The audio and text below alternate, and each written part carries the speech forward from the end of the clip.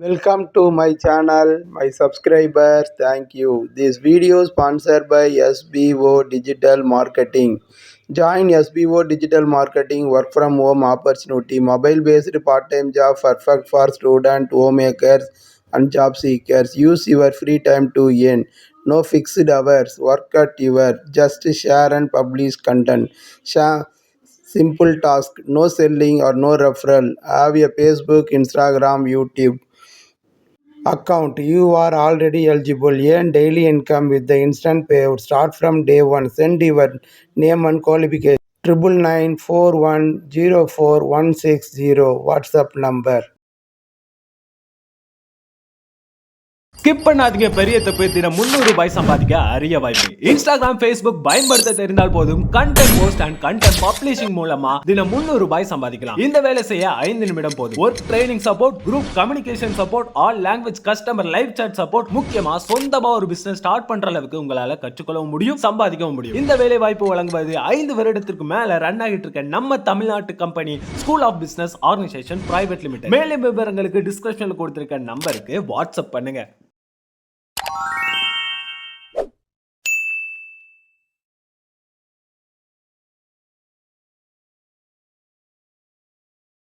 எல்லோருக்கும் இந்த வாழ்க்கை சுலபமான விரைவாக ஜெயித்துவிட முடியாது. எல்லோருடைய பயணத்திலும் நெளிவு சுழிவு, ஏற்றம் இறக்கம், மேடு பள்ளம். பல 100 வருடங்களுக்கு முன்னாடி ஒரு கிராமத்தில் ஒரு மூதாட்டி வாழ்ந்து கொண்டு இருந்தாங்க. அந்த மூதாட்டி 2 பேரன்களை வளர்த்துக்கிட்டு வந்தாங்க. அந்த பாட்டியும் 2 பேரப்பிள்ளையும் சேர்ந்து ஒரு மரக்கடையை நடத்துகிறாங்க.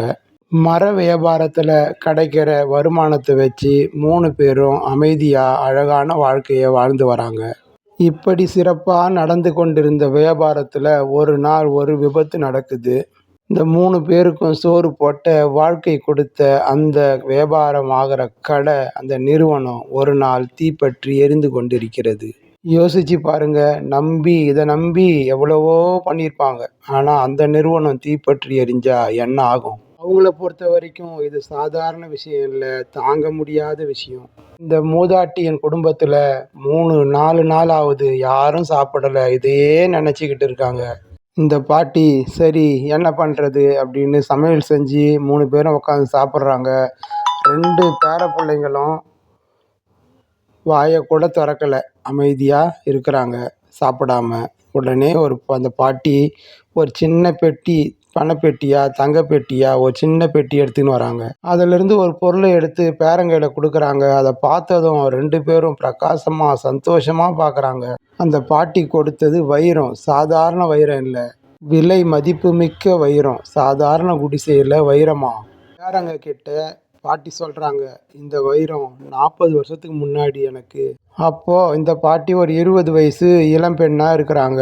அவங்களும் அவங்க வீட்டுக்காரும் ஒரு சத்திரம் நடத்துகிறாங்க. சத்திரம்னா இப்போ எப்படி ஹோட்டல் லாட்ஜ் ரூம் மாதிரி. அப்போ சத்திரம் அதிக பணம் கொடுத்தா தனி அறை கொடுப்பாங்க, இல்லைன்னா ஹாலில் கும்பலாக படுத்துன்னு தூங்குவாங்க. அதுதான் சத்திரம்.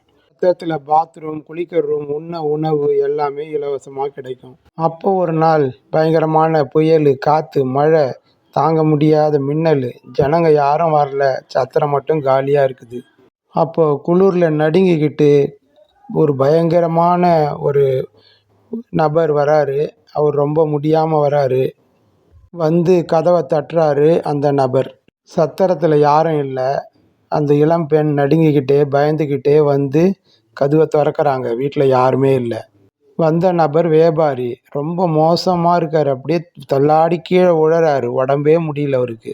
கீழே விழறாமல் இருந்த வியாபாரியை கொண்டு வந்து ஒரு கட்டிலில் படுக்க வச்சு போர்வை போத்தி அவருக்கு சாப்பாடு கொடுத்து தண்ணி கொடுத்து அவரை நல்லா பார்த்துக்கிறாங்க இந்த இளம்பெண். இந்த வியாபாரி குணமடைஞ்சிட்டாரு. இந்த பெண்ணுக்கு ஏதாவது உதவி செய்யணும்னு நினைக்கிறாரு.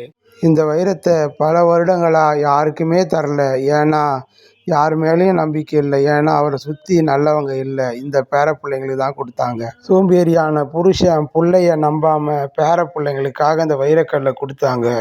இந்த வைரம் இன்னைக்கு பல 1000 குழந்தைகளுக்கு உணவளிக்குது. நன்றி, வணக்கம்.